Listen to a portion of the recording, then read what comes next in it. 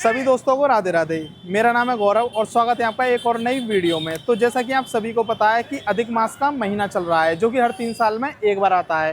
तो अधिक मास के महीने के इस पावन अवसर पर मैं आपको गोवर्धन की संपूर्ण परिक्रमा कराने वाला हूं, जो कि 21 किलोमीटर की है। और इस परिक्रमा में पड़ने वाले सभी स्थानों के दर्शन भी कराऊंगा और उनकी जानकारी भी दूंगा। तो जितने भी लोग इस परिक्रमा को लगाने का प्लान कर रहे हैं, तो वो इस वीडियो की आइटनरी को अपने ट्रिप प्लान में ऐड कर सकते हैं।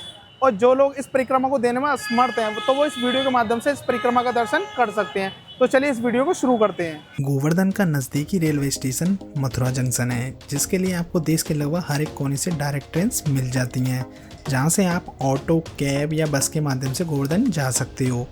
मथुरा से गोवर्धन तक की दूरी सिर्फ 20 किलोमीटर है। तो जैसे ही आप मथुरा से बस के माध्यम से गोवर्धन आते हो, तो बस आपको इस स्थान पर आकर ड्रॉप करती है और यही है गोवर्धन का बस स्टैंड।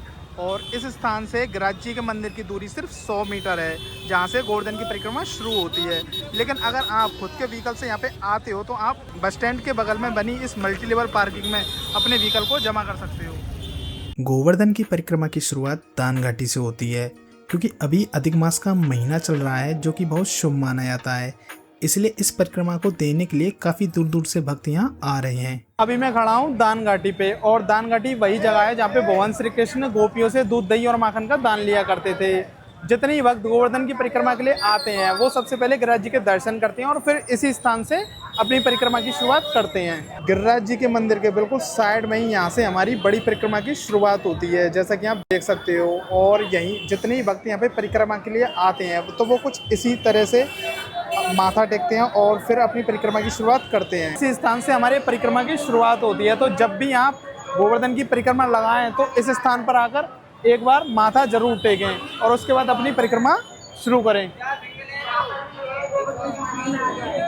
गोवर्धन की परिक्रमा 7 कोस यानी 21 किलोमीटर की है, जिसको 2 भागों में बांटा गया है, बड़ी परिक्रमा और छोटी परिक्रमा, जिसमें बड़ी परिक्रमा 12 किलोमीटर और छोटी परिक्रमा 9 किलोमीटर की है। परिक्रमा में थोड़ा सा आगे बढ़ने पर ही आपको बजरंगबली के एक बहुत ही विशाल स्वरूप के दर्शन हो जाते हैं। और परिक्रमा मार्ग के बिल्कुल साइड में आपको यहाँ पे गोवर्धन पर्वत के भी दर्शन हो जाते हैं।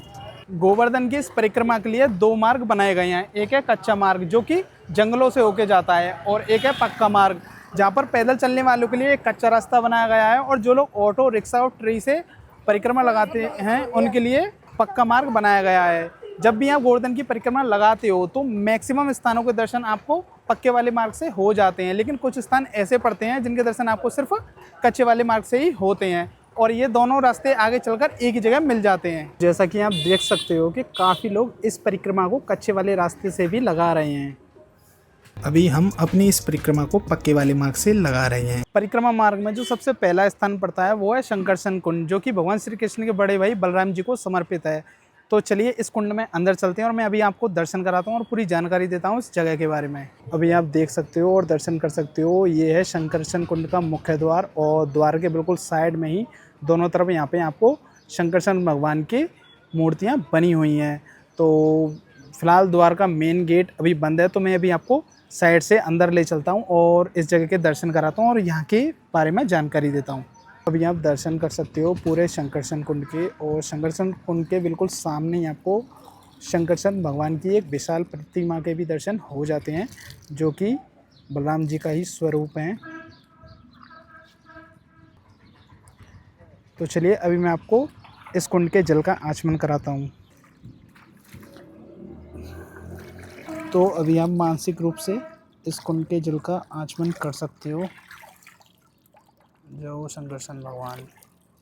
जब भगवान श्री कृष्ण ने इंद्रदेव की पूजा चढ़वाकर गोवर्धन पर्वत की पूजा शुरू करवाई, तो इंद्र भगवान ने क्रोध में आकर 7 दिन और 7 रात तक वर्षा की, जिसकी वजह से काफ़ी सारा पानी इकट्ठा हो गया। तो भगवान श्री कृष्ण के बड़े भाई बलराम जी ने उस पानी को अपनी शक्ति से इस स्थान पर लाकर एकत्रित किया, जिस वजह से इस स्थान को शंकरसन कुंड के नाम से जाना जाता है, और यह स्थान भगवान श्री कृष्ण के बड़े भाई बलराम जी को समर्पित है। काफ़ी लोग इस परिक्रमा को दंडवत रूप में भी लगाते हैं, जो कि काफ़ी कठिन होती है, और इसे लगाने में कम से कम 3 से 4 दिन का समय लगता है। परिक्रमा मार्ग में जो अगला स्थान पड़ता है, वो है साक्षी गोपाल जी का मंदिर।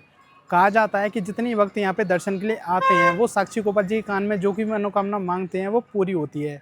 तो जब भी आप गोवर्धन की परिक्रमा लगाएं तो इस स्थान के दर्शन भी जरूर करें। इस परिक्रमा को आप साल के किसी भी महीने में लगा सकते हो, लेकिन मैं आपको सजेस्ट करूंगा कि जब भी आप गोवर्धन की परिक्रमा लगाएं शाम के समय लगाएं। इससे आप गर्मी से भी बच जाते हैं और आपको सभी स्थानों के दर्शन भी हो जाते हैं। परिक्रमा में जो अगला स्थान पड़ता है वो है गोवर्धन बाबा का मंदिर, और ये वही गोवर्धन बाबा हैं जिनकी पूजा हम दिवाली के एक दिन बाद करते हैं। कहा जाता है कि इनकी एक परिक्रमा करने से गोवर्धन की 7 परिक्रमा करने का फल प्राप्त होता है। तो चलिए अभी मैं आपको दर्शन कराता हूँ गोवर्धन बाबा के, और फिर उसके बाद इनकी एक परिक्रमा पूरी करेंगे। तो अभी आप दर्शन कर सकते हो गोवर्धन बाबा के। गोवर्धन महाराज जी का ठाकुर जी को जाकर चलते हैं, सदा सुखी फल पाते हैं। तो जब भी आप इस स्थान पर आएँ तो इनकी एक परिक्रमा जरूर करें, क्योंकि इनकी एक परिक्रमा लगाने से गोवर्धन की 7 परिक्रमा लगाने का फल प्राप्त होता है।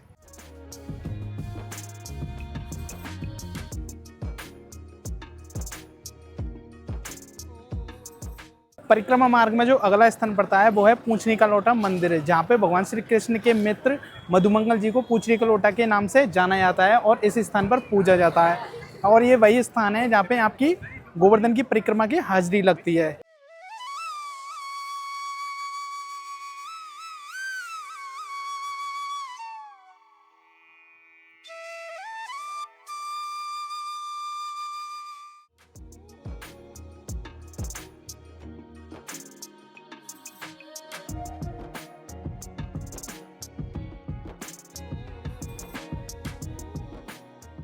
परिक्रमा मार्ग में जो अगला स्थान पड़ता है वो है मुखारबिंद, जो कि जतिपुरा में स्थित है।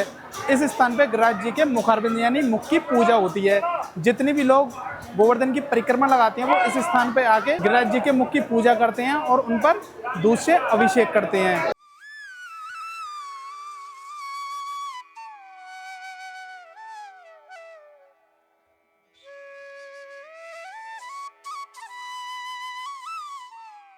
परिक्रमा में थोड़ा सा आगे आने पर आप आ जाते हो इस स्थान पे, और यहाँ आकर आपकी गोवर्धन की बड़ी परिक्रमा संपन्न मानी जाती है। और जब आप इस स्थान पर आते हो तो आपके राइट में जो रास्ता है ये रास्ता जाता है दान घाटी की ओर, और बिल्कुल आपके लेफ्ट में जो रास्ता है ये रास्ता जाता है छोटी परिक्रमा की ओर। तो चलिए अभी हम अपनी छोटी परिक्रमा की शुरुआत करते हैं।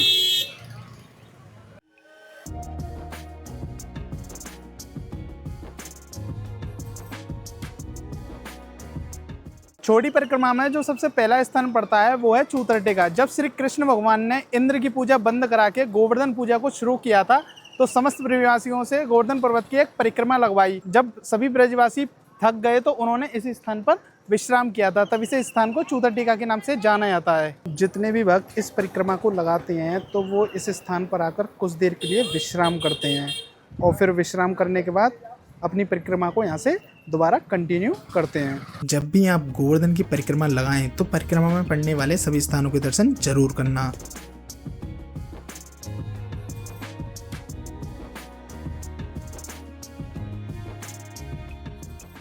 परिक्रमा मार्ग में जो अगला स्थान पड़ता है वो है कृष्ण कुंड और राधा कुंड, और यहाँ पे इन दोनों का संगम है। तो ये है कृष्ण कुंड और ये है राधा कुंड। तो चलिए अभी मैं आपको कृष्ण कुंड के जल का आचमन कराता हूँ और फिर उसके बाद मैं कराऊंगा राधा कुंड के जल का आचमन। तो अभी आप कृष्ण कुंड के जल का आचमन कर सकते हो। ये हो भगवान श्री कृष्ण। तो आप भी इस कुंड के जल का आचमन मानसिक रूप से कर सकते हो।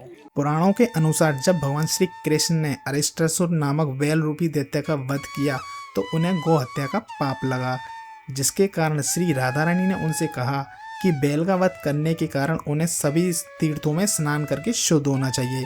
तब श्री कृष्ण ने अपनी एड़ी से भूमि पर प्रहार किया और सभी पवित्र नदियों को वहां प्रकट होने का आदेश दिया।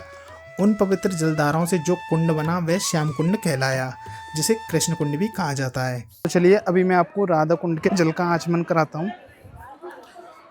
तो अभी आप राधा कुंड के जल का आचमन कर सकते हो। जय हो राधा रानी की। तो आप भी इस कुंड के जल का आचमन मानसिक रूप से कर सकते हो। भगवान श्री कृष्ण के द्वारा श्याम कुंड की रचना के बाद श्री राधा रानी और उनकी सखियों ने अपने कंगनों से भूमि खोदकर एक दूसरा कुंड प्रकट किया जो राधा कुंड कहलाया। परिक्रमा मार्ग में जो अगला स्थान पड़ता है वो है कुसुम सरोवर। कहा जाता है कि इसी स्थान पर राधा रानी अपनी सखियों के साथ फूल तोड़ने आया करती थी और इसी बहाने उनकी भेंट भगवान श्री कृष्ण से होती थी। कुसुम सरोवर से थोड़ा सा आगे चलने पर हम आ जाते हैं इस स्थान पर, और इस स्थान पर आने के बाद आपको दो रास्ते देखने के लिए मिलते हैं। जो लेफ़्ट वाला जो ये रास्ता जाता है मथुरा के लिए, और राइट वाला जो रास्ता है ये रास्ता जाता है दान घाटी के लिए, जहाँ पे हमारी परिक्रमा खत्म होती है।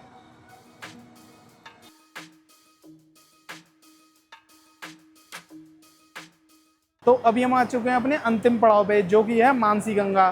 भगवान श्री कृष्ण ने अपने माता पिता और समस्त ब्रजवासियों को स्नान कराने के लिए मानसी गंगा को अपनी योगमाई शक्ति से इस जगह प्रकट किया। कहा जाता है कि एक बार नंद बाबा और माँ यशोदा ने गंगा स्नान करने की इच्छा जताई, लेकिन ब्रज को छोड़कर इतनी दूर जाना उनके लिए संभव नहीं था। तभी भगवान श्री कृष्ण ने अपने माता पिता को गंगा स्नान कराने के लिए मानसी गंगा को अपने मन की शक्ति से प्रकट किया। जितने ही भक्त परिक्रमा के दौरान इस स्थान पर आते हैं वो इसी स्थान पर स्नान करते हैं। तो दोस्तों आज के वीडियो में सिर्फ इतना ही। अगर वीडियो पसंद आया तो वीडियो को लाइक एंड शेयर करें और चैनल को फॉलो एंड सब्सक्राइब करना ना भूलें। तो दोस्तों मिलते हैं किसी नेक्स्ट वीडियो में, जब तक के लिए राधे राधे।